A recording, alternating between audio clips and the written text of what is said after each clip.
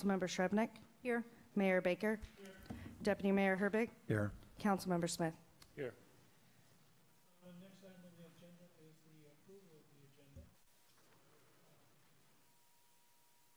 There are no objections to the agenda approved as written. Next item on the agenda is presentation. Employees and Arnott, maintenance worker and maintenance worker and Jennifer Gordon, our public works operation manager. Please. Good evening, Mayor and Council. I am super excited to introduce you tonight to our last two maintenance workers that have most recently come on board. So we've got Anna Arnott. You can stand. And Anna just recently worked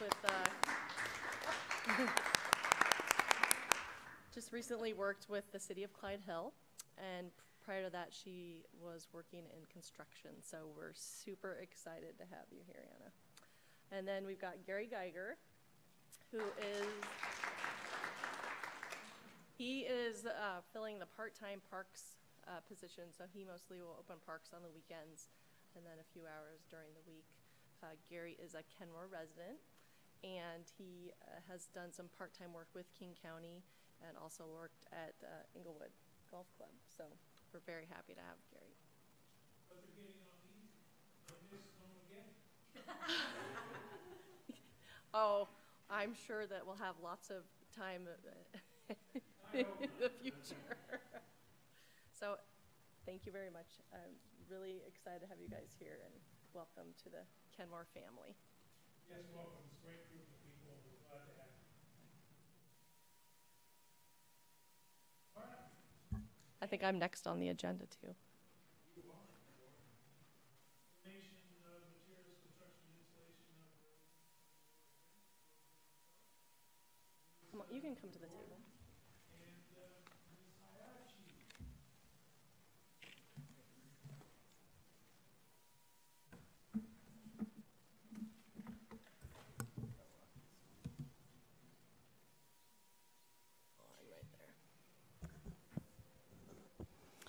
So tonight I'm going to hand it over to Sarah to introduce Carissa, and they're going to talk about the Legends Bench that has been in the works for over a year, I think. Actually 2.5 years, but Yeah. officially year and a half. Yeah. And Carissa. So actually, Carissa Webster is going to read a summary. Carissa is, and she'll tell you the story, came to the Arts of Kenmore as a liaison for this project, and subsequently became the secretary for the Arts of Kenmore. So she is filling 2 hats tonight. Very, very glad to have her on our team. Carissa. So, as Sarah said, I'm Carissa Webster, and I started this whole thing as a member of the Sarah Paulson and Caleb Shoup family. And I say family because we might have started as 2 families, but after 2 years of working together on this project, I think we all agree we're one family. And as a result of that, and coming to the city, I became the liaison for the project with the Arts of Kenmore. And then because of all that, I somehow became the secretary of the Arts of Kenmore because one thing leads to another. And so I'm sitting before you today wearing all 3 of those hats firmly snugged on my head. So just over 2 years ago, the families of Sarah Paulson and Caleb Shoup approached the city of Kenmore and the Arts of Kenmore to produce a public artwork in memory of their children. The Legends Bench is the result of that ask, a natural stone seating structure designed to be a community gathering place in Rhododendron Park, overlooking the playgrounds and adding to the beauty of the park. Our gift to the city of Kenmore, the Legends Bench, is designed and created by artist Woody Morris of Whidbey Island Studios. The structure will be located on the knoll between the playground and the picnic shelter at Rhodey Park, purposefully assembled in an S shape to face in all directions. 3 basalt boulders flank 2 slate slab benches. As you see over here on the floor, Sarah has beautifully done a life-size rendering for us. It's a little flat compared to what the real thing will be. It's actually for Quinn, so he and I can go lay out where but I'll get to that.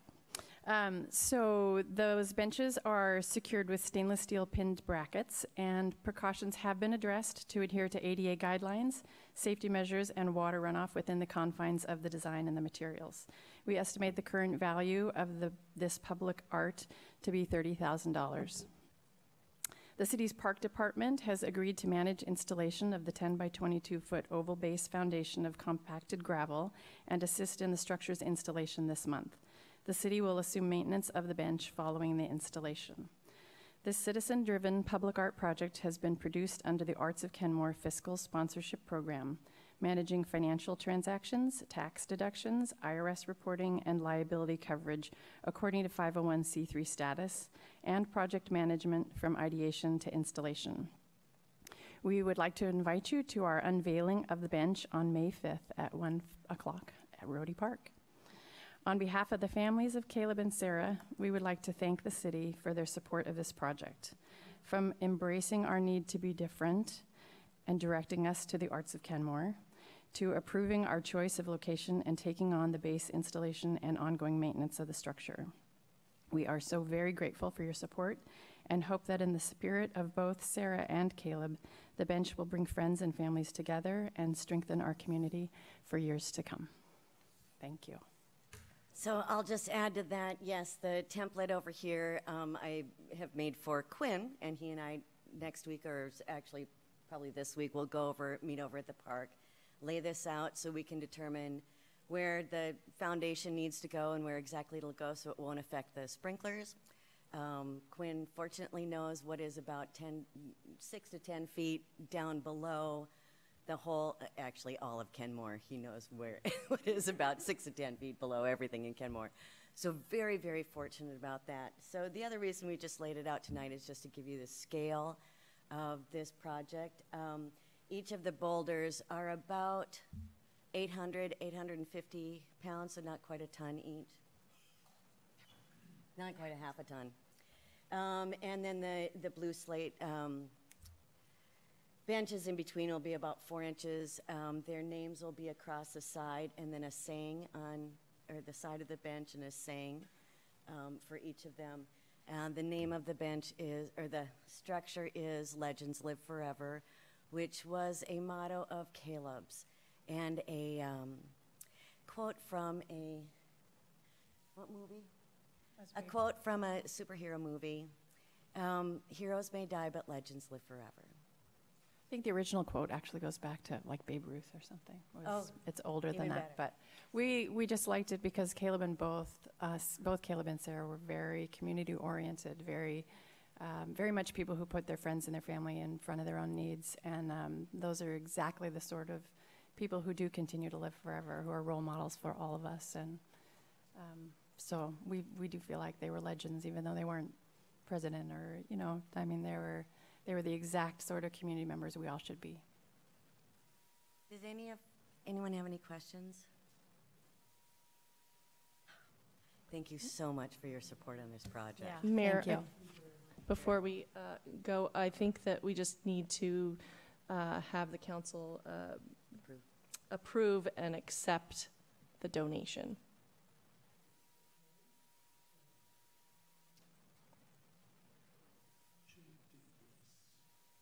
Do it with voice or?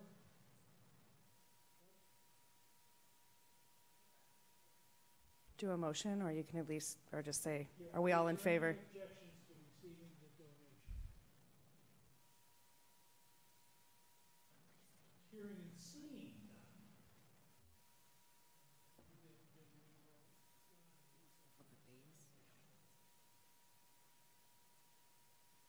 That work, Mr. City Attorney? Or you wanted the formal motion? Huh? You need a motion. You need a motion, okay. So Chair will entertain a motion to accept the donation. So moved. Moved and seconded. Now, let's go ahead and just do this. All in favor of accepting the donation, say aye. Aye. Opposed? Thank you very much. Thank you. I'm sorry. It is, the 5th is Cinco de Mayo, which also that is subject to change. It's not installed yet. Should something come up, it's subject to change, so we'll do. Definitely, we'll do. We'll Thank you keep all that in so the much. weekly schedule but when we get a final installation date. Okay. Thank you.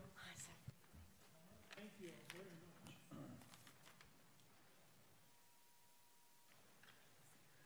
Next item on the agenda is views on issues that are important to you. And to the community, we ask that you please limit your comments to 2 minutes. Joanna Crocker?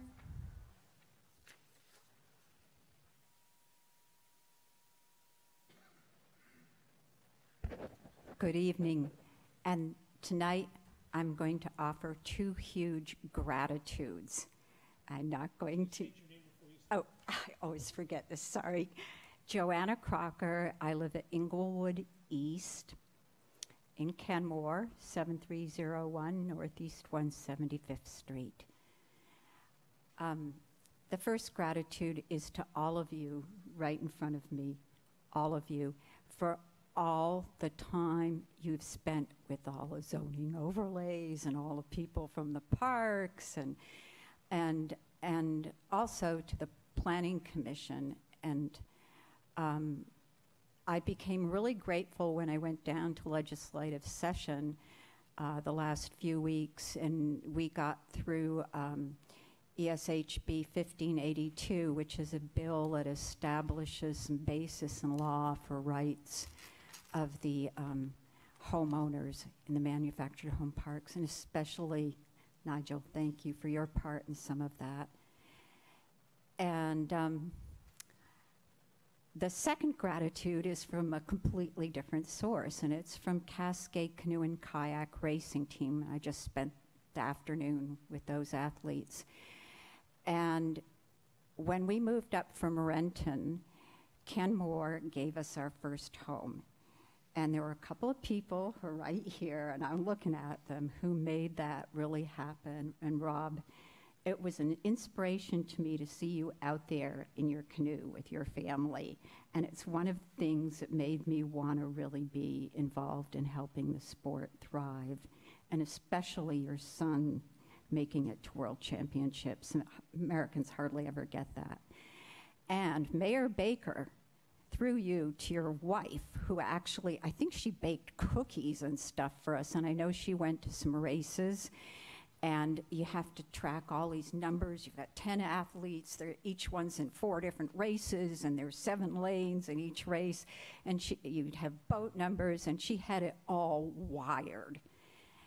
And the big point I want to make here is you helped keep us going when we could have unraveled. And I want you all to know something really amazing happened. Our head coach is the Junior World Championship coach, and that's Dan Henderson. So thank you so much, all of you, in all the different ways you've supported the different things I've been involved with. And don't forget to tell your wife I said that. Thank you, Ms. Walker. Karina File?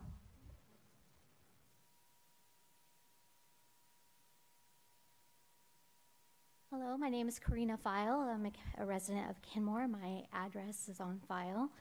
I'm here today to ask that the city consider relocating the Kenmore Police Night Out event, an event that we normally hold here in the parking lot of City Hall. Now that there is a safer, family-oriented space right across the street, it would be a good standard of best practice and also a good measure of showing how to play in proper spaces for children.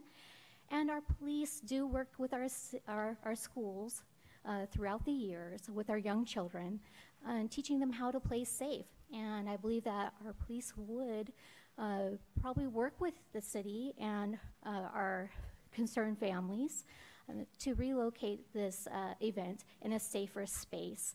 And the city would be modeling better practices for children.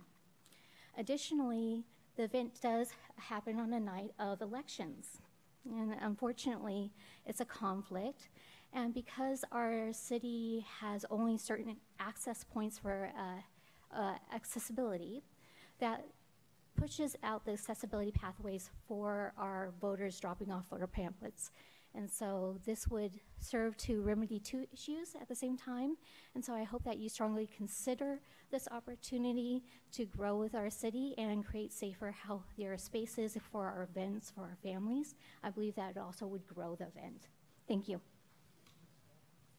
Your Honor, can I just ask a clarifying question? Ms. Feiler, are you recommending that it be at the town square?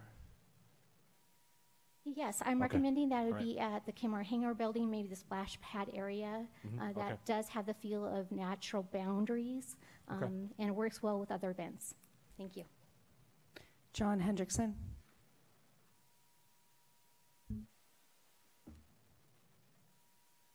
Good evening, everybody.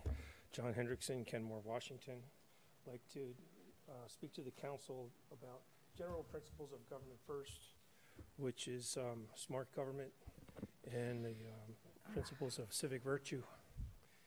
In our history, maybe Abraham Lincoln is probably the best example. In all the history, maybe Marcus Aurelius is known for the best example. He wrote a book called The Memoirs of his rule as a private diary, but it's been saved. And in our history, you know, we've had a lot of shortfalls in this regard. One I've spoken many times about is the road tax we pay every year. Cumulative, it's up now to over $90 million. And the city council would go on the record and read out of our feasibility study and omit language, lying by omission, to say that you've never collected road tax. $90 million, public safety, wouldn't even admit it until 3 people died over a 4-month period. Wouldn't even talk about road safety. But tonight what I want to talk about is the Sammamish Bridge. It's on your consent agenda to contract to complete pre-construction. You plan on putting kind of a walkway on one side. And so instead, I've talked to you before, but you really think about the original plan before we incorporated, King County was going to widen that bridge back in 98 through 2001. It was on their 6-year CIP plan. Adding a lane. Adding a lane is going to bring us economic development. It's going to bring us a better quality of life for people to get down the hill on the south side. Huge economic development. The only problem we had was if we would have all this traffic coming down, they were going to run up 68th. But now we're widening 68th. It's going to be safe. So we can afford all that traffic. Your plan is to have this pedestrian walkway on one side with bikes, a promenade. And if you're riding your bike down the hill, what do? You have to cross Juanita Drive to get over the slough? Is that smart? It just seems like the most unbelievably not smart plan. You want Lake Point to go? You want economic development? Change your plan, please. Look at changing your plan. Add the 3rd lane on the bridge coming down the hill. It says right here, page 133 in our feasibility study, that in the county's 6-year CIP, this is back in 97, they're projected to secure funding in the near future, 99 through 2001, for the 68th Avenue Sammamish River crossing widening and improvements. It was on their CIP. Were Kenmore not to incorporate, it's anticipated that the project above would be built, therefore in keeping with the same cost, same services, which was part of our road tax thing. The same services premise of incorporation, we placed both of these projects in the Kenmore CIP. Mr. Hendrickson, we're at 3 minutes. So when we started, that was in our CIP. It was in King County's 6-year CIP. And instead of adding the lane, you just want to add a promenade. To showboat? I mean, what sense does that make? Thank you. Thank you, Mr. Hendrickson. Mayor, there's nobody else signed up. Anybody else wishing to speak?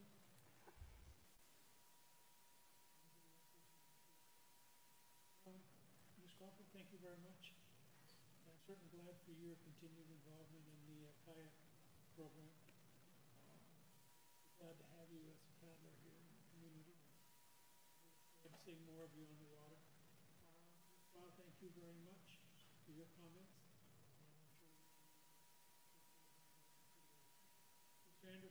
you very much for your comments and his comments. All right. Thank you all. Next item on the agenda is a consent agenda. We've got a motion to approve. So moved. Second. Moved and seconded. Is there any discussion? All those in favor of the consent agenda say aye. Aye. Opposed? Consent agenda passes unanimously. Next item on the agenda, ordinance number 19-0481, relating to the city's manufactured housing community municipal code amendments. Vince.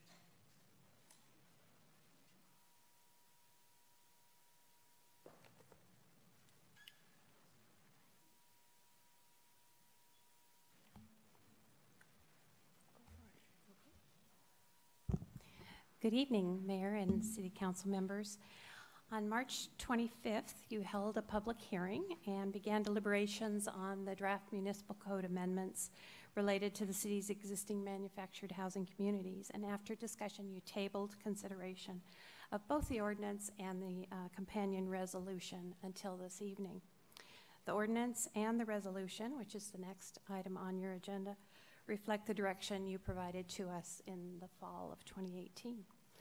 So we are available to answer any questions you may have as you continue your discussion. Councilmember Curtis. I'm waiting for my thing to open up to find the exact spot, but my concern is, I went back and read it in detail again, and it seems like there's either a conflict or confusion in my mind, and I'm not sure which. But in the ordinance, it says that we want medium income levels of affordability, but then in the resolution, we seem to be telling the Planning Commission to look at other options, including 50%, maybe even 35%. So it feels like there's a slight disconnect there, or in one area we're saying one thing very specifically, and then in the other we're hoping for something different. And I guess, so first of all, do I understand it? So the areas that talk about affordability in the ordinance have to do with the consolidation of all of the city's affordable housing regulations into one chapter. We moved them from a number of different places into the chapter. And that particular section does not speak to the manufactured housing communities. There are no affordability requirements in these amendments related to the manufactured housing communities. What these amendments do is to preserve the use and protect the use for the future. As you may recall, the city cannot require affordability unless the city is offering something in exchange, usually financial, or is taking a really directive role, for example, in the transfer of density credits. We had that conversation at the last meeting. The resolution is different. The resolution will speak to the issues of affordability and increased densities, and we did not put restrictions on the Planning Commission's consideration of that topic because we felt like it was important to look at economic feasibility, what densities could support what level of affordability. So there's not a direction given to the Planning Commission. In your very first packet looking at the amendments, we included an example, and in that example, we did use moderate levels of affordability, but there's no requirement in the resolution that it be moderate level of affordability. The council will ultimately make that call. Councilmember Smith. I have a question regarding, so everything in this agenda item is similar to what was presented on the 25th? Correct. Is that correct? Because I was not here, and I watched the video and listened to the public hearing on it, but I just wanted to make sure there wasn't anything else that had changed. The ordinance is exactly the same. Okay. There was one sentence change in the resolution that was described in the agenda bill that in fact gave the Planning Commission more flexibility to look at levels of density, but the ordinance is exactly the same. Thank you. It's possible that we added one meeting date in there, in the whereases, but. For the general public, I think I understand it now, but can you just describe how passing the ordinance does one thing where the resolution would then take it to the 10-year Correct. level? Can you explain to everybody how how that plays works together? Yeah. Sure. So last fall, the option chosen, there were two options chosen by the City Council. One option was to preserve the two communities on Northeast 175th Street for as long as was possible, permanently, basically. And that was where the zoning change would come in.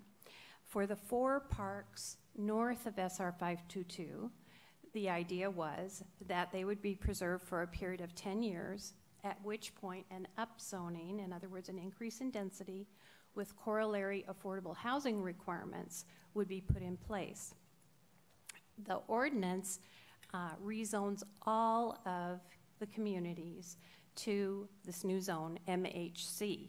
The resolution says to the Planning Commission, we want to upzone with affordability after this 10-year period. There will be comprehensive plan amendments needed to do that, and we want you to consider it, in fact, as your next agenda item, and then by the end of the year, bring forward the changes that would implement the upzoning with affordability. Thank you. Mm-hmm. So I guess I'm seeing in here a number of different places. Page 17 is one that comes out, page 19 is another one, where you're defining affordable, and all of them say moderate income households. Can you please define moderate income, and why is it necessary to have that in this ordinance? Because it seems like it's in an ordinance, therefore we're locking it into moderate income.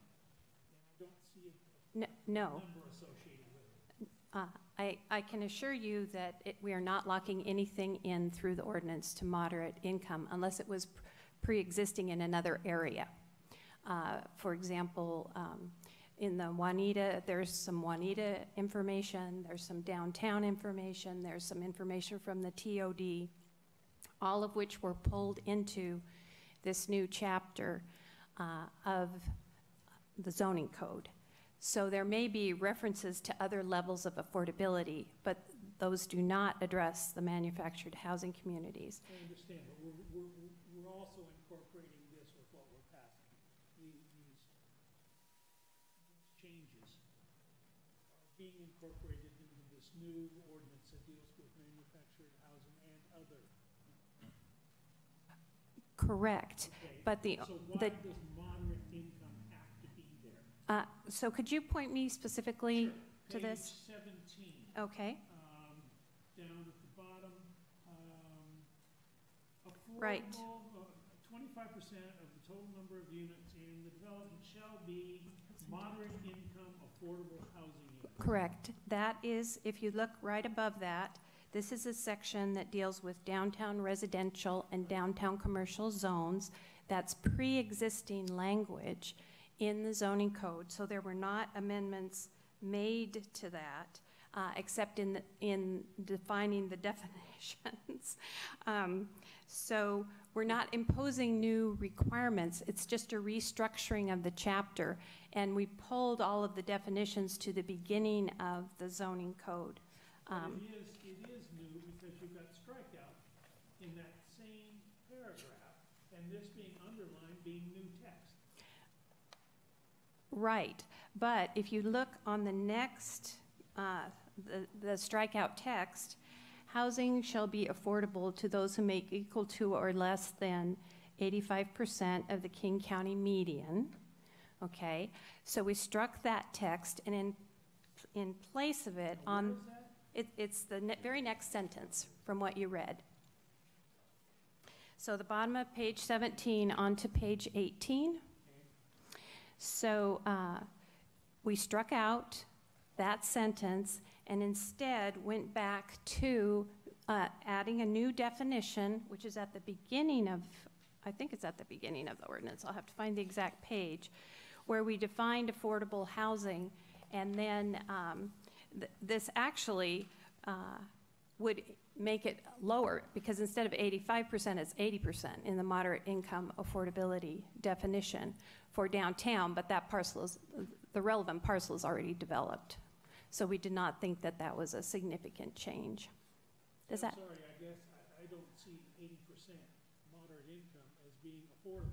I understand that, Mayor, but this was not an effort to rezone or change the zoning standards in downtown commercial or residential. I understand, but we are defining. We are It already setting exists. levels on it. It already exists. I know it's there, and if we're changing this, I'd like to get it out. We aren't. We're not changing that section. All we're doing is largely reorganizing into one chapter all the affordable housing regulations. Right. We're not making any changes. The addition of the mobile park housing community zoning, that's where the zoning changes are. The rest is basically trying to get everything all together in one chapter. So you're telling me that our ordinance say that right now, moderate income affordable housing is 80% of the median income. That's what is in our code. Yes. Correct. And I will say that previously in this code section, as I just pointed out, the sentence that was deleted, it was at 85%. So we dropped it to 80%, but that's the only change, because that's the traditional moderate income affordable housing definition. Unfortunately, in Kenmore, 80% is market rate. Mm-hmm. I'm just not happy with the level that we set. Change it from 85 to 80. I just think it should be gotten rid of. So, but I guess nobody else agrees with me, so 80%. That's what can be afforded in Kenmore. Councilmember Sherman. A number of us were clearly confused by this, because I know I had some back and forth emails about the same thing that we're all struggling with, but I guess that's good. We're all reading our material. So I got grounded on this by staff to page 33, which is Exhibit A, which has the rental, the rental unit affordability levels and the ownership housing affordability levels, and that Correct. And that was existing, and that helped me understand that. And of course, that has nothing to do, unfortunately, with the mobile home parks, where my understanding is we can't impose affordability requirements, which is troubling. Right, unless the city takes a direct action. For example, if the city wanted to give someone a loan for infrastructure, or the city wanted to help purchase a park, or something like that. Or, for example, with the upzoning, in the case of redevelopment, we can apply affordability requirements, but not to the park. Right, and just one follow-up question. Nothing we're doing here, including direction to Planning Commission, is precluding consideration of owners of homeowners in parks coming together to purchase their park, right? That's correct. I mean,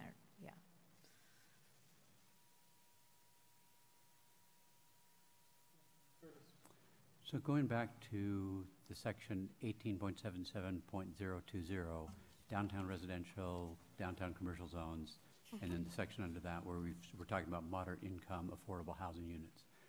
If we wanted to change that, the next resolution would not change this. We would have to put it on a docket item, and we'd have to bring it forward as something we would like staff to address. Correct. If we want to change this affordability answer in these existing zones. Correct, and I want to point out one other really important thing about this code section. If you read the paragraph before this, the multifamily residence proposed, it doesn't commercial. This is a to Kenmore Village.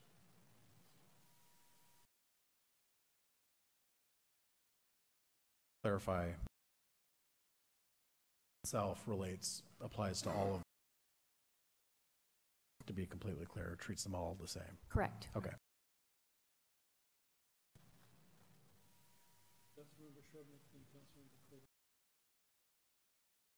and I'm sure understanding it correctly now. Uses in the mobile home park? Correct. Yeah, I'm trying to find it. Oh, Right, here it it's is. right toward the very It's beginning. toward the beginning, yes, Yeah, exactly. starting on page 1 of And Exhibit was- A. Yeah, so I'm guessing I'm not understanding, but it seems like there's multiple uses that are permitted in that? and Correct. it's- So what we did with this ordinance was to model it on the Tumwater ordinance, Okay. which was carried forward to the Ninth Circuit Court of Appeals and was upheld. And one of the things that they looked at was that a variety of uses, and actually it's on page 3, you'll see that probably none of them are as economically desirable as a manufactured housing community. Thank you, that's helpful. Mhm. So my general concern, this was sorted out between an ordinance and a resolution. We adopt the ordinance that we have a mobile home zone that applies to all the mobile homes in the area. Right. And then if we don't pass the resolution, in my mind, that would be very different than I had hoped the outcome would be for this discussion. So, any comment on that? My only comment can be that that was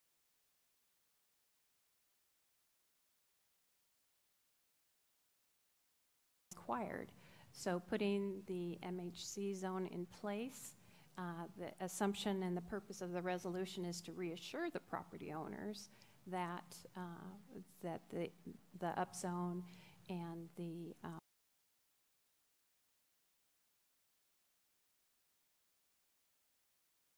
in the fall.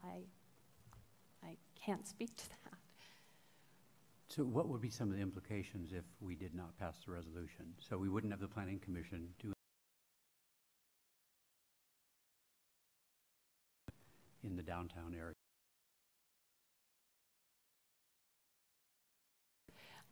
I suppose if that were to happen, a property owner or the city itself could request an amendment, a comprehensive plan amendment, to get back to that discussion. Okay, thank you.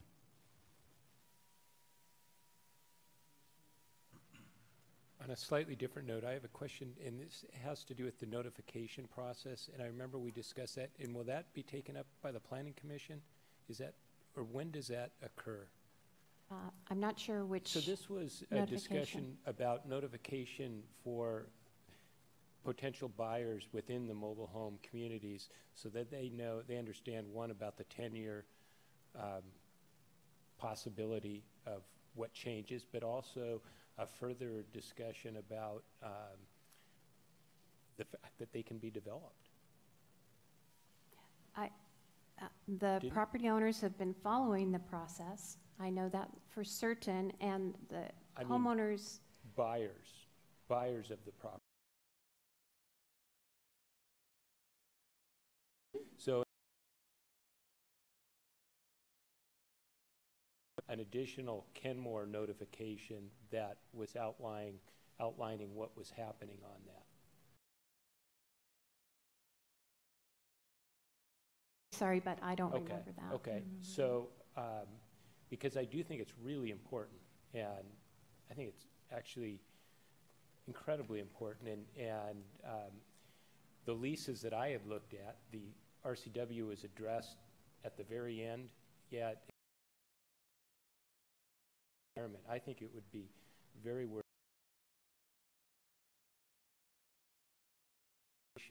so that buyers understand, because what is the issue that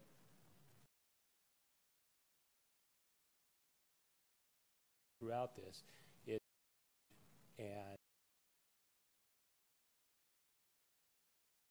it has to be, if we can be more proactive about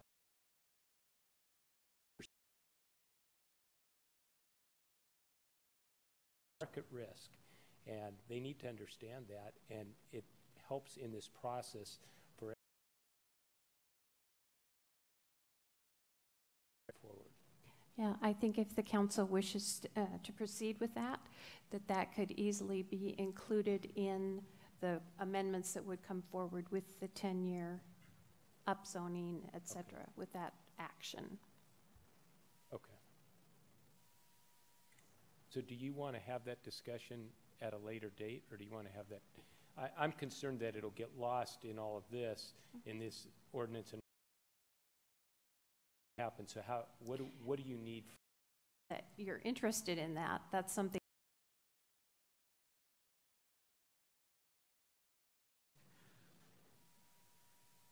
So then on the resolution side, and with the planning commission is going to be looking at, is that the time then that we should be looking at affordability component? Correct. Yes. So we could have the planning commission then look at levels of income. Correct, at redevelopment, at the time of redevelopment, right. Well, I'll wait till we talk about the resolution. Okay. All right, so then the chair would entertain a motion to adopt ordinance number 19-0481. So, Mayor, can I just make a note? So we made a motion.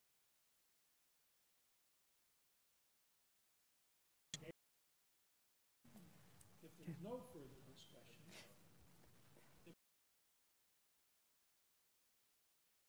After having with the same resolution and we can support the ordinance as is written. Reasons I've stated in the past, but the ordinance itself I can support. all right, so then we are voting on and tabling on the motion was only dealing with the resolution. And Councilmember Curtis seconded that motion. So that's what's on the table. So then, if there's no further discussion, clerk will please take the roll on the motion. Councilmember Marshall? No. Councilmember Shrubnik? Yes? Deputy Mayor Herbig? Yes. Councilmember Smith? Yes. Mayor Baker? Yes. Councilmember Curtis? Yes. Councilmember Danuski? Yes. Passed. 6. All right.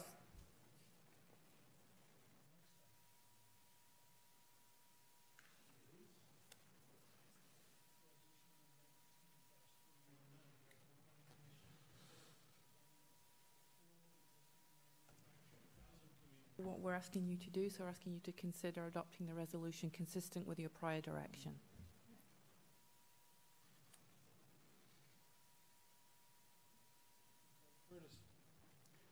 So it probably should have been obvious to me long ago, but about 3 or 4 weeks ago when we had our discussion, I saw the link between affordability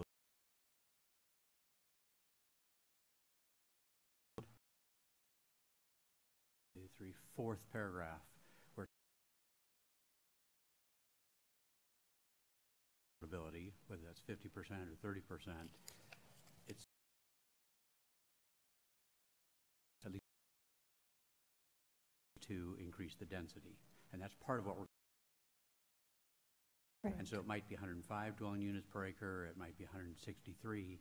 Is there anywhere in here that we're asking the Planning Commission specifically to look at 50%?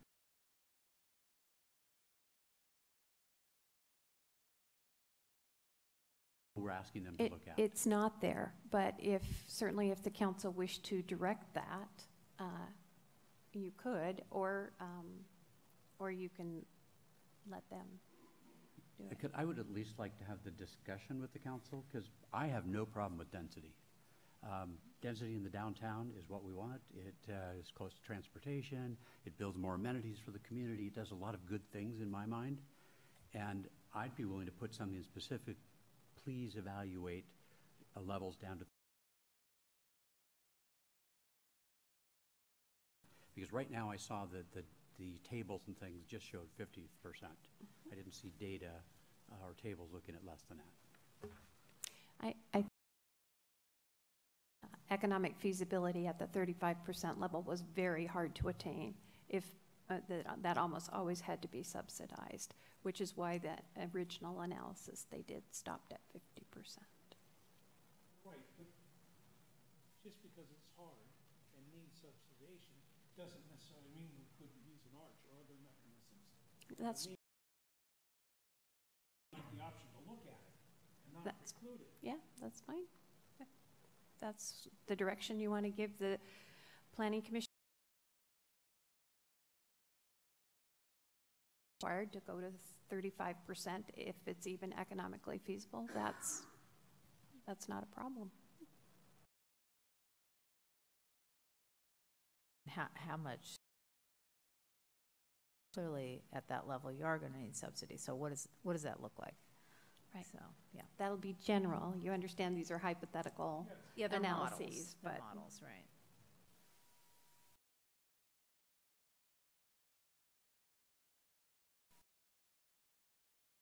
It in there, but it does seem like the focus really will have to come with what's the subsidy and how much additional money is going to come in, because and I think we just had something that, whether it was through Arch or something else, just within the last couple of months that talked about where the seemed to be was once you get below about 65% or 60%, if I recall. And so since we have not even had anybody want to take advantage of it to set a reasonable people, most developers, significant subsidy if we're going to look at that. So The state legislature is looking at legislation now, if I'm not mistaken, to help on some of these areas that would give us different tools to aid in that.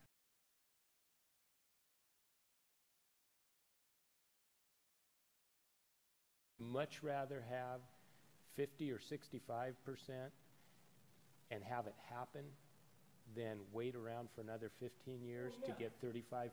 No, I agree That's with my you. point. I agree with you. But if we have tools that become available, then we should at least look at it. Now, I'm not saying mandate it.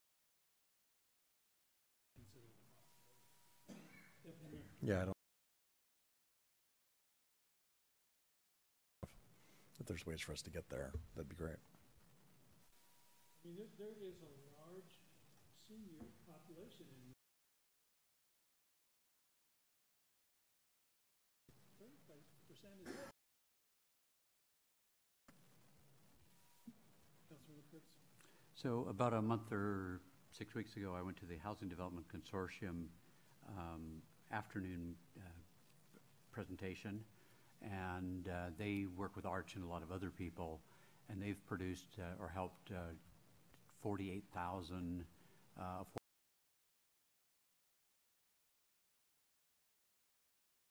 possible. So I would like to propose, and it sounds like there's some will at least consider looking at the housing down to 35% median household income with whatever supplemental income would be needed. Is that a good way to say instead of subsidies, or how, whatever the proper word is that would describe the most inclusive options available to help? We realize it's not going to happen anything at 35% without some help from somebody. I might make a suggestion at the end of section 2 of the resolution. Possible amendment could be that the last sentence could of median income should be considered.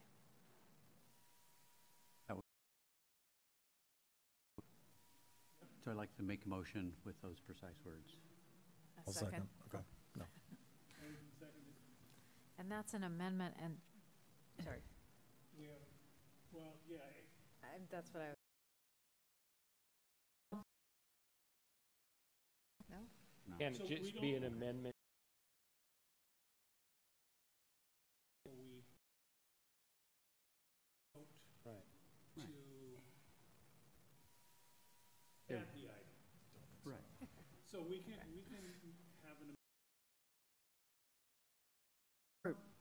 I'm looking at Rod, but can't the motion just be to pass the resolution with?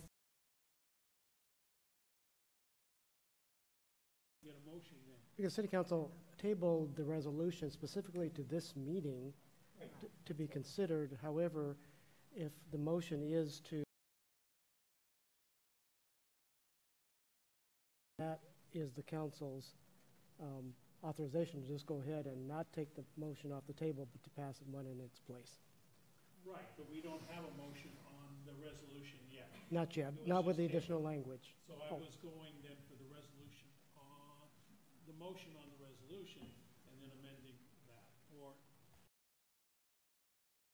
yeah, with change. What I'm saying is that you don't necessarily have to take the other motion from before and discard it. You could just have a motion that is inconsistent with the previous one. All right. So then to get back on track, we'll take a motion to approve resolution number 19-319, directing the planning commission to consider future zoning for these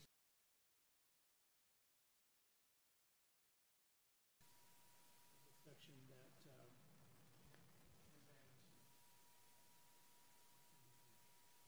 So moved. Second. So we got the motion with that. Discuss the resolution any further. Resolution as a whole? Resolution as a whole. My concern remains strong as to a disparate impact upon our Spanish.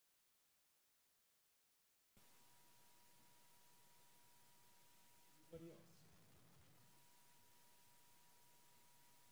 Curtis, then Councilmember Shrevenick. You can go first. I've talked a lot. Councilmember Shrevenick, then Councilmember Curtis. Just a brief comment that the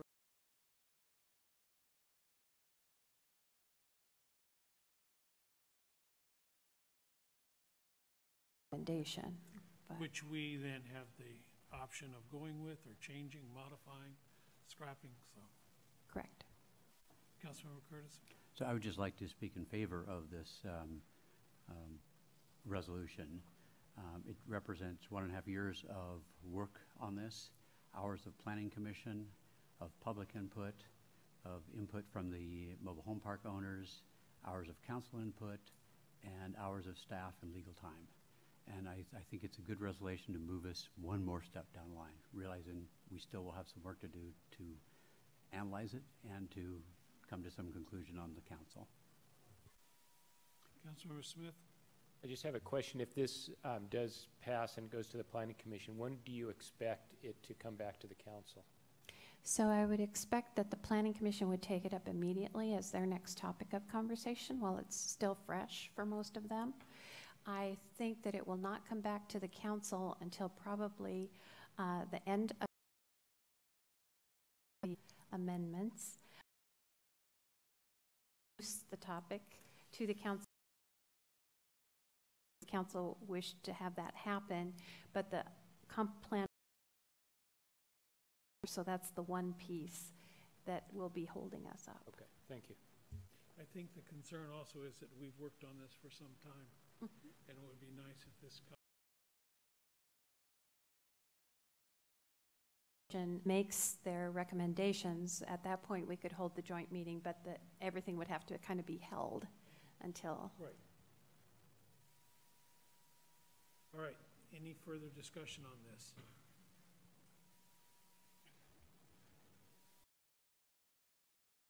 Roll. Yes. Deputy Mayor Herbig? No. Mayor Baker? Yes. Councilmember Shrevenick?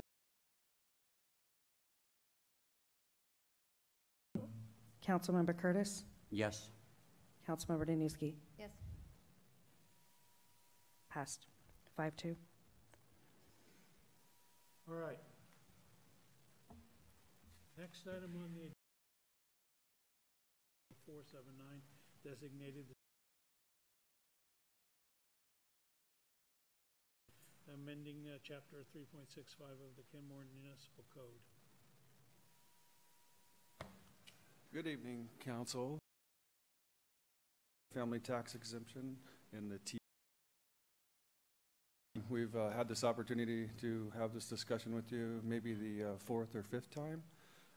But with these changes, I've asked Mike Stenger from Arch to take a look at the rest of the chapter, because Arch, as you guys are aware,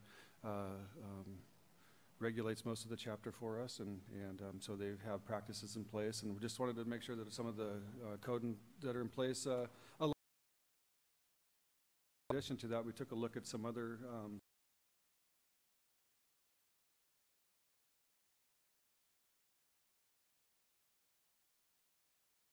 thing that's substantive other than the residential designation of the residential designation to the and also, as we've discussed before, it was important for us to take a look at the level of affordability as it relates to which is separate from the other parts of our code that talk about the transit-oriented district overlay or the residential density incentives. And so the level of affordability that we'll be talking about tonight is specifically for the 12-year tax exemption, and it housing.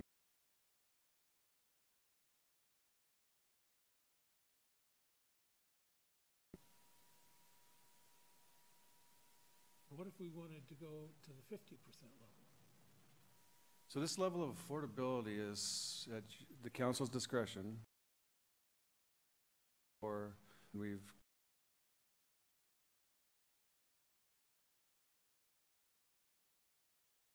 you do have the authority to do so. Sure. As you remember in my September memo to Rob and the council, Arch did a Mike Stenger look like, and in his analysis we looked at pretty wide scope of a project of 100 units that would fit into our TOD development, and with that, Arch's initial overall recommendation was to go with the 70% of affordability. While 60% could be achievable, it may be needing subsidies for those two. So 70% is something that the development community could, in a market-based situation, pull off without a subsidy. Was that basically why you came up with 70%? I believe that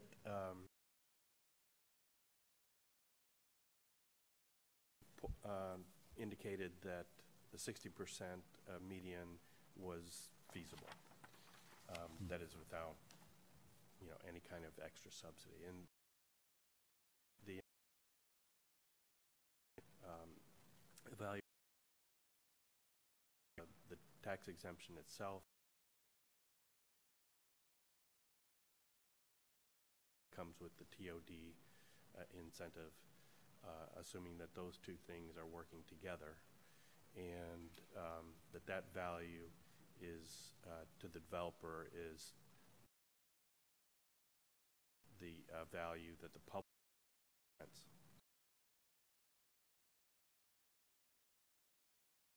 Is that what you concluded? It would.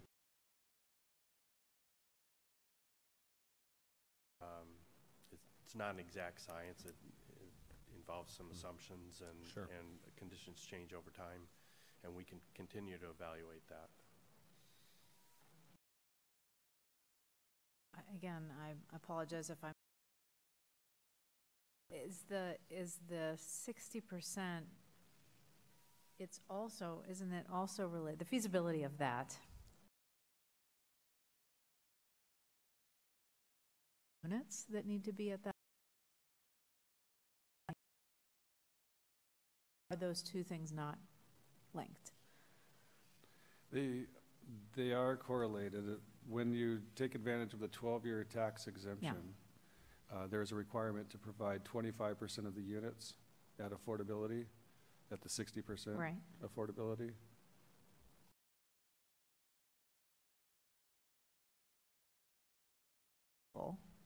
if we wanted 50% affordability AMI, we could go with 15% of No, units. that's No, not correct.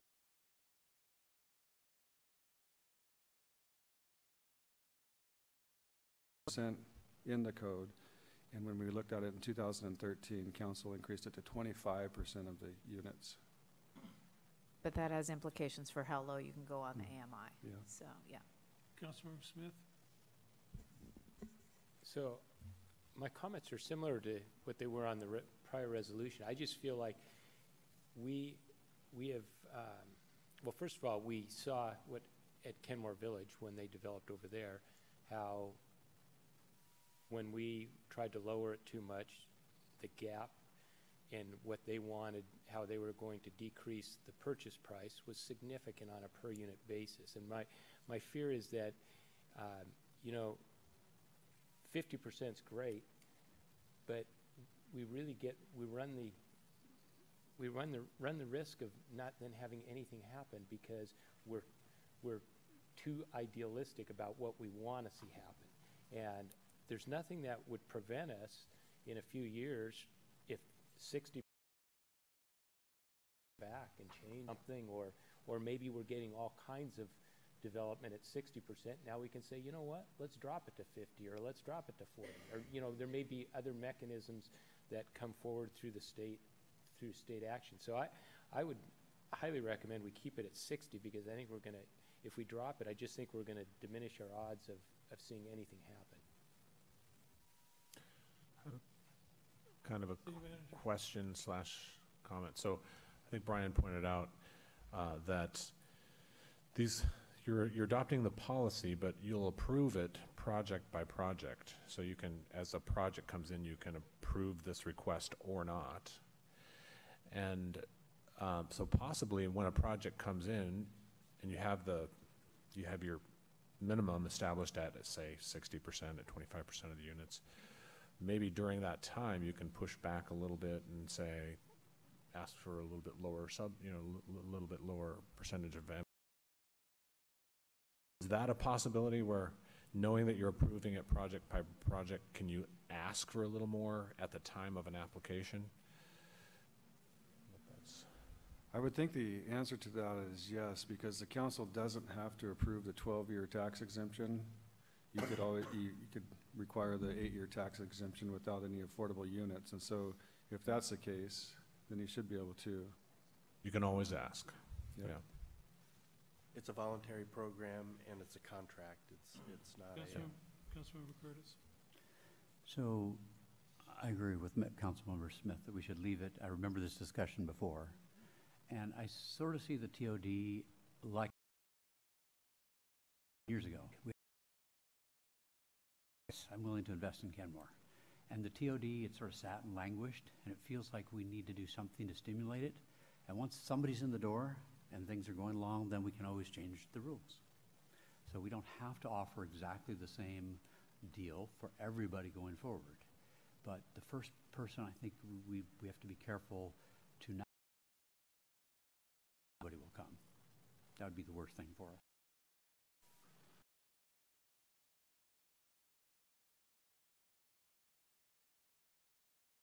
Memo as Mike. So, I guess, why can't we consider, why do we have to put in 60%? That automatically says that's the floor.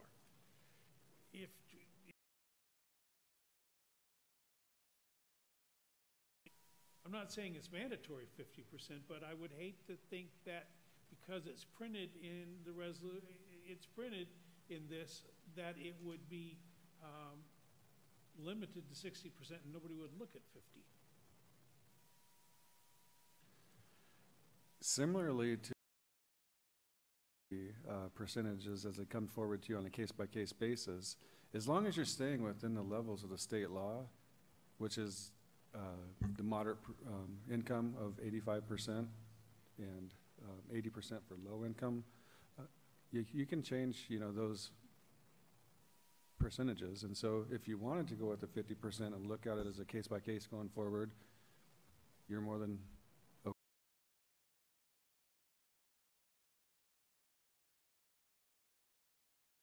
developer, I see this ordinance as being set at 60%. Why would I want to look at 50? May I add? Please. Make a comment on that. So I would say, conversely, if you're a developer based on 50%, you're going to go, hey, this isn't going to work. And you're not even going to have the conversation. That's a good point. I think, and Rod can correct me if I'm wrong, but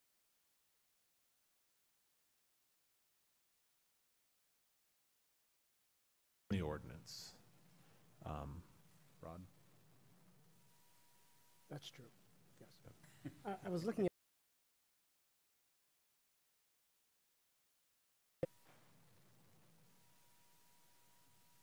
A number or a range? A number. Okay.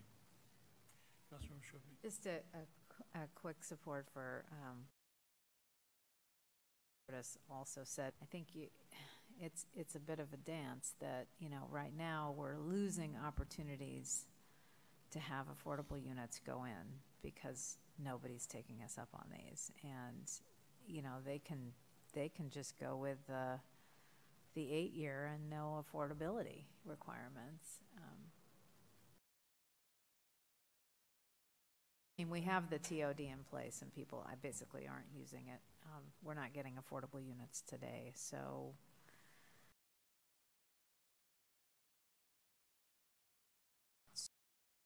Nice to know that we'd have some flexibility to say, for example, can you make it work with, you know, 10% of the units at 50% and top of our TOD ordinance from a couple of years back. Could you just give a quick 30,000 foot just rundown of how that ordinance? So the affordability requirements in the underlying zoning code and the TOD are still in place. And so then, for example, in a TOD, the higher you go above the underlying zone, the more actually percentages of affordable units you have to provide. And then, of course, the level higher and higher to this maximum density of 150. But the 8-year tax exception is really doing, it's incentivizing them to go forward with the TOD project and provide those affordabilities. Whereas with the 12-year, it's saying, okay, listen, if you're going to go 12 years for tax exemption, you'll just have to do one more little step.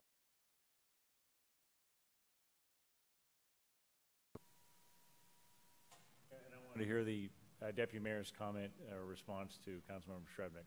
No, sorry, do we have to approve any applications for the 8-year MFTE or? Yes. Yes, okay, both yeah, that's what I was saying, is that we have to approve. It's not an automatic. They don't get to automatically use the 8-year waiver. They would need to get approved. Councilmember Smith? And to help, maybe this is a little more helpful on the 50%. So since you have flexibility, if we had 60%, but you could always work, I mean, it's an economic spreadsheet. So somebody could come in, you could say, okay, I'll tell you what, we'll give you out of those 25% units, 5% at 50%, and then maybe 65% for the remaining 20% or something. Isn't that possible? That's all possible. Okay, so that, I mean, so I guess my point is it's still, it would be the net effect the same, but we could still get some lower affordable units. Yeah. I'm getting information from Mike that might not necessarily agree with that, so I want to get Mike's input. I would not, if you set the number at 60% a median, that you could kind of play with different combinations of it and end up giving the tax exemption for affordable units that are higher, that are less affordable than 60% median. I would experience it's been that would be the ceiling. Yeah, that's what I was going to say. I think you couldn't say, oh, we're going to have more units at 30%, so we'll let you have some of the 40% of the units above 60%.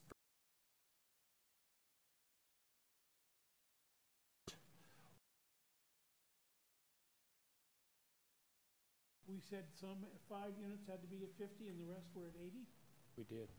At 85% of median, but you changed the ordinance to allow up to 85% of median. But that was a negotiation, but the net effect was 25% of the units were 80 or below.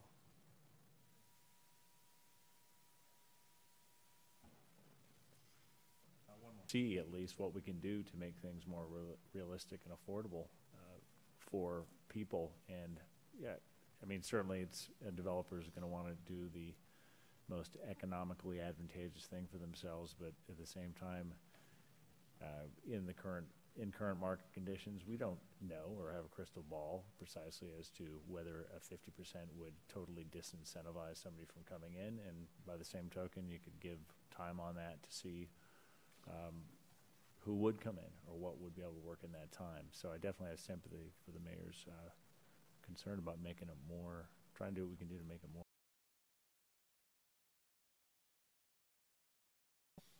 And I guess my concern is I'm watching senior housing disappear from the region.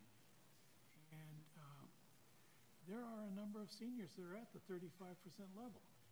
And I just don't want to see people who built this country and who have worked hard all their lives end up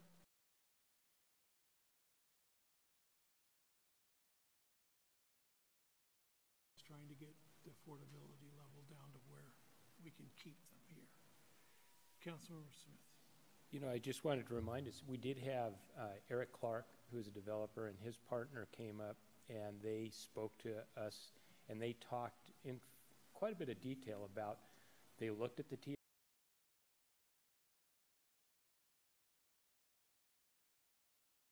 And so they built something that was basically, they were bigger units and they were less affordable. And I can't emphasize enough, sorry, I know I've done this too much, but I really think it's important that we at least start with something that has at least a higher level of market acceptance, or we're never going to get there. And I'll leave it at that.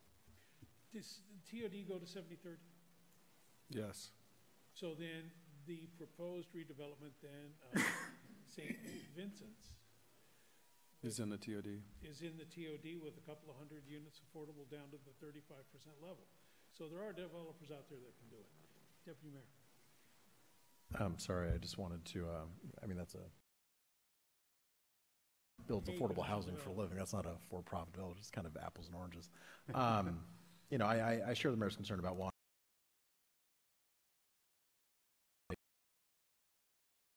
which it currently isn't. I was just reviewing the numbers, the table that Mike put together for our council retreat. It clearly shows that at 60%, there's a profit, and at 50%, the developer's out $42,000, and at 40%, it's $78,000. So, and with the current TOD, they're losing $32,000. So this is a positive step in the right direction, especially moving us away from the 85% definition of affordable. That's just something I've been wanting to do my entire time here. So I'm glad that we're moving this down to something that's actually meaningful. But this is just one more incentive on top of our TOD to actually try to get that moving, because we've had this huge chunk of land that is going to be having a major transit investment, and so far we've had no TOD investment, and that's we've had some major lost opportunities there, and I think this is an important small step to hopefully spur.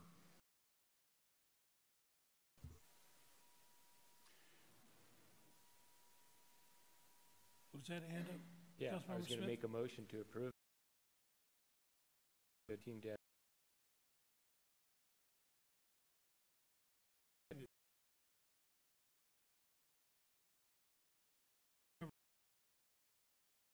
Councilmember Marshall? Yes. Councilmember Shrevenick? Yes. Councilmember Mayor Baker? Yes. Deputy Mayor Herbig? Yes. Councilmember Smith? Yes. Passed. All right, next item on the agenda is update and discussion on Puget Sound Regional Council's Vision 2050 growth alternatives. Ms. Bent, Mrs. Anderson again.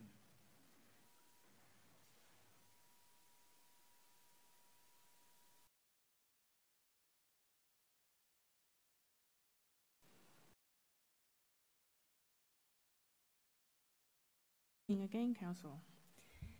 So tonight we're here to give you an update on the Puget Sound Regional Council. Currently it's in the SEPA environment. And what we're here tonight to ask is if you want to direct staff to provide comments to PSRC, and also if there's any particular alternative that you wish to support, and direct staff to provide that. And we can go through the alternatives, or we open to questions. What is your pleasure?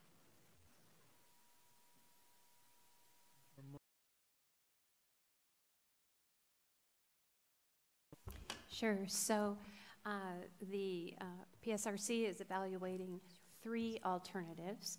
The first one is called that we've come to expect with Vision 2040 and was the scheme that we developed our comprehensive plan under in 2015. The second alternative is called transit-focused growth, and this is actually the one that staff is recommending.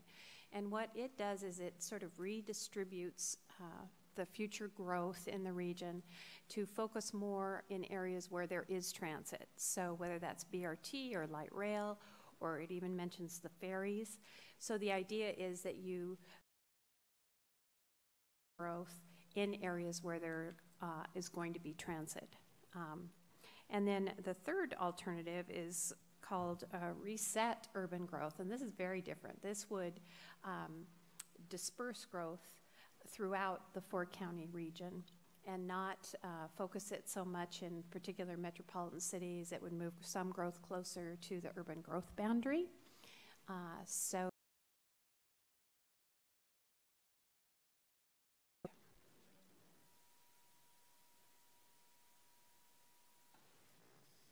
Any further?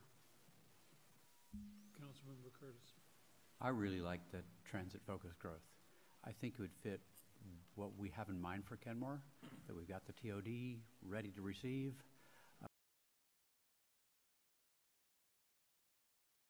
Interfering with the private neighborhoods. I really don't like the third one, reset urban growth. It's like saying, well, let people build wherever they want. There. So we have our transportation problem worse. We'll end up with less need for new roads, new transportation opportunities. And like I say, as I went through the details, I like most of the details in there. Not every single thing, but in general, better than the other two. Councilmember Danuski. Yeah, I also agree that I think the most reasonable is the transit-focused growth. Really something capacity transit, something we should watch on, just make sure that we actually do get the high capacity transit before we end up having to accommodate growth where we didn't maybe get something, so just something to keep an eye on. But in general, I agree with it.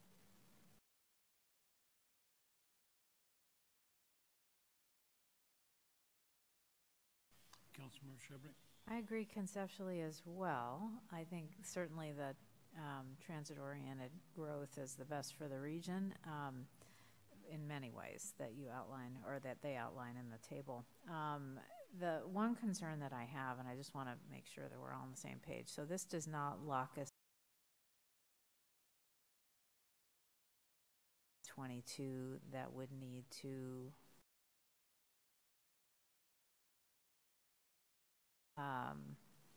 we even go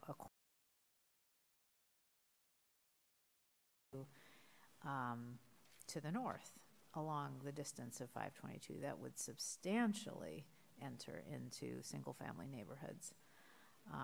So I just want to make sure this isn't locking us in or sending a signal to anyone, including our own residents, that that's what's going to happen. That we're not there yet.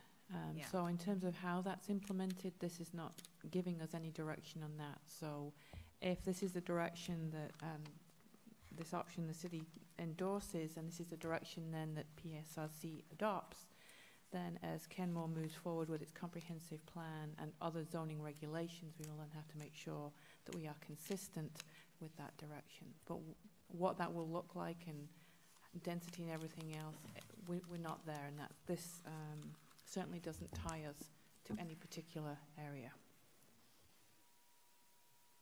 Yeah, so you'd still have the flexibility to protect your single.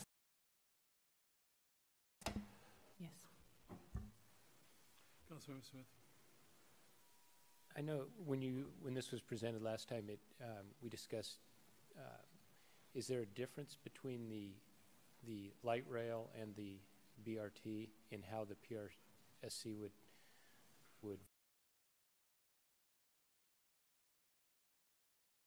moving forward, I don't know, part of the next step in this process is for all the communities where employment in targets B, and whether through those negotiations there would be a different expectation of BRT versus rail communities. I don't know. But again, the general idea is that those communities that are on transit lines, and both BRT and rail are mentioned, would be willing to take a bit more of the growth than they might otherwise with these other two alternatives. Yeah, I definitely think.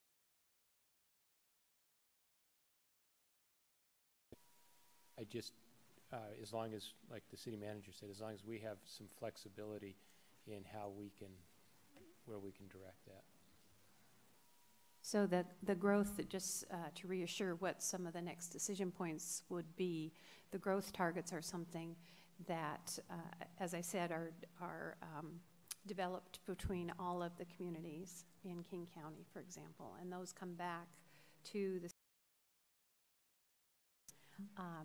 and then those growth targets and this sort of general land use pattern are described in policy in the King County planning policies, in the county multi-county planning policies. So there's never any regulation that says you have to do something. These are all at the policy level. So we'd have policies that support development near transit, and then we'd have a target that we would be trying to achieve. And at that point, the city then would take on its comprehensive plan and look at PSRC level.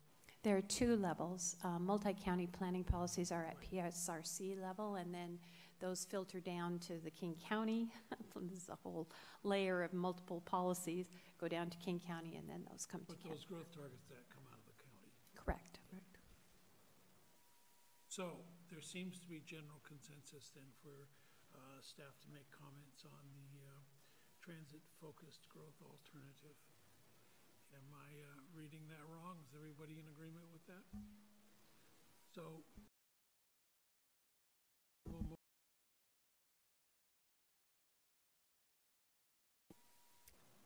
I think we have direction. Yeah.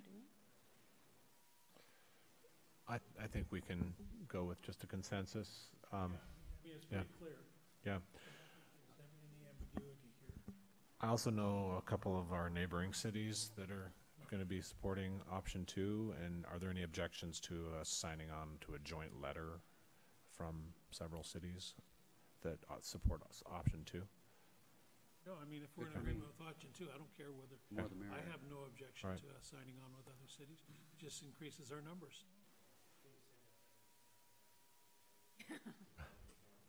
Yeah.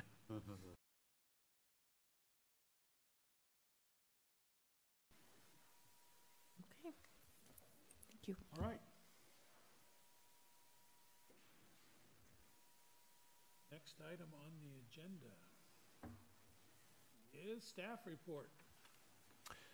Yeah, my only topic on staff report is financial sustainability.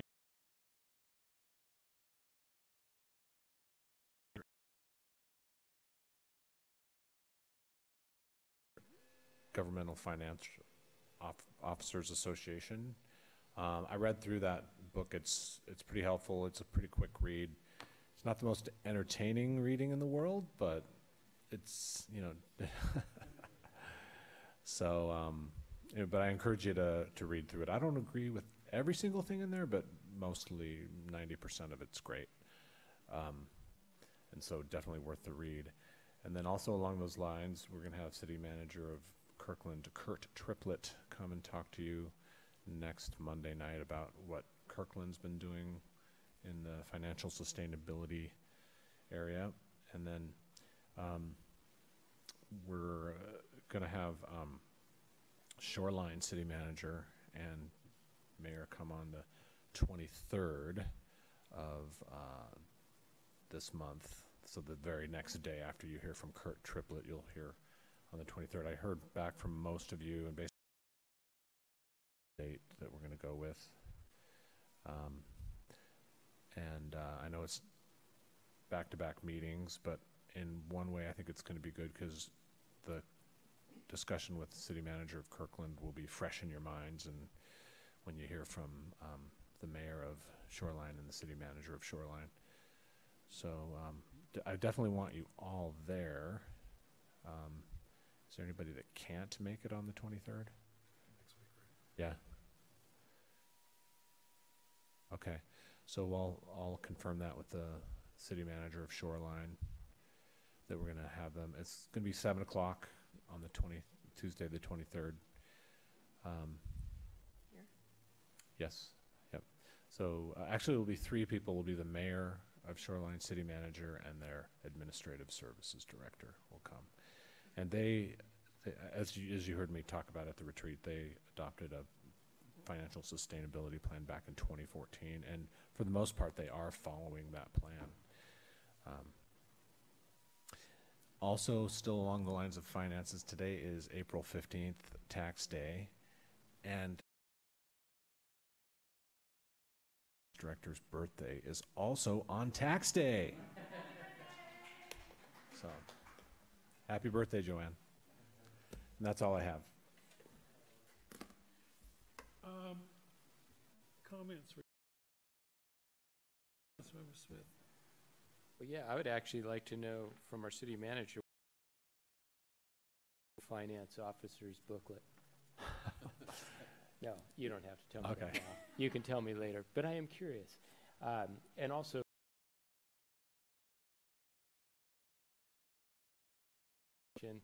and the, what was, can't even remember what all, but everything had to do with downtown, and it was, they all kind of connected in a lot of ways. And it is a lot easier on the brain when you're reviewing these agendas when they're all kind of connected like that. So it was kind of nice to have some overlap there, so thank you for that. And besides that, that's it.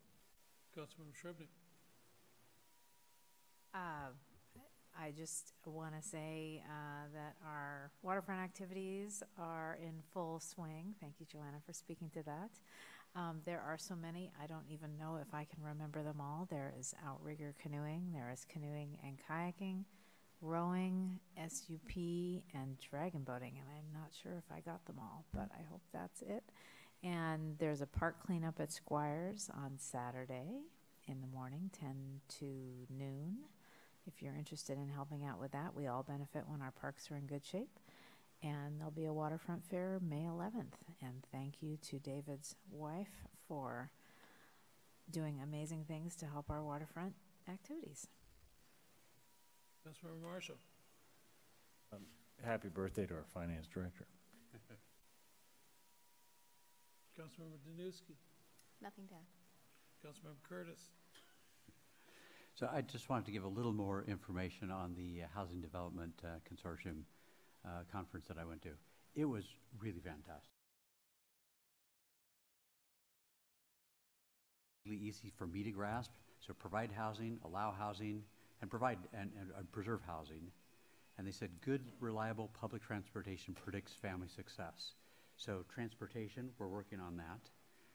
They produced 45,000 units over the last 30 years. They have 180 members in HDC, but they need to do 44,000 per 5 years to hit the 2040 target. So a long ways to go, but without groups like this, it's going to be zero. It's like our TOD. Nobody's going to come if we don't get some help from. They talk about density done right, and they actually gave a tour of El Centro de la Raza. It was fantastic. It was well done. It had artwork. It had community. It had some housing down to the 35% level.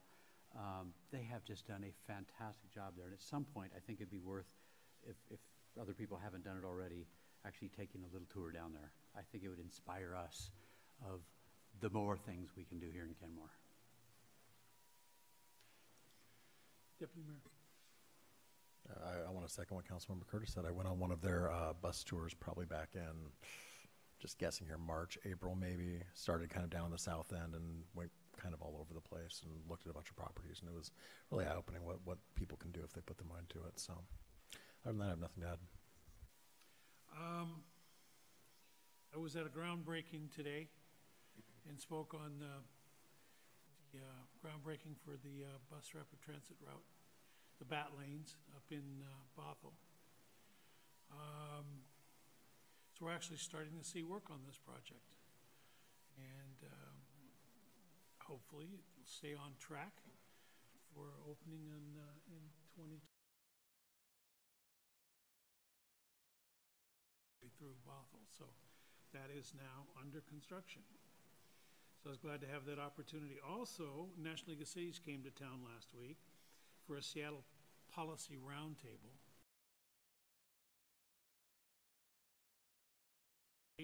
With Starbucks, Amazon, T-Mobile, and Microsoft. And one of the most interesting things was meeting in the afternoon with the research people at Microsoft. There's 1,000 of them scattered around that really do hardcore research. And one of the things they've developed is a line of sensors. And this sensor that I saw looks like a maple leaf. And on each one of the leaves is a different sensor.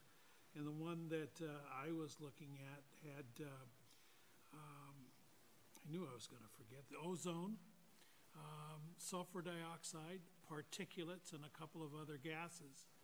And Microsoft is looking at developing them this summer. They will cost $75 a piece. They will run off of solar cells and transmit data over cell phone. Sensors is very cheap. They're looking at a couple $100 by the time you get the solar power and everything else on it. Plus, I think it's $9 a month to transmit data.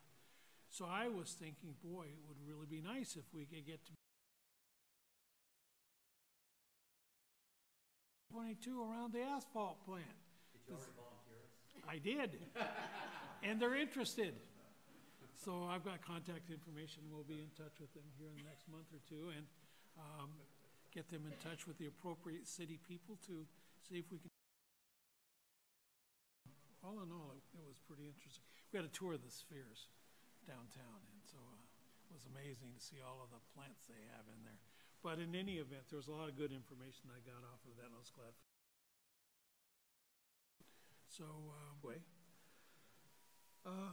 unless there's anything else to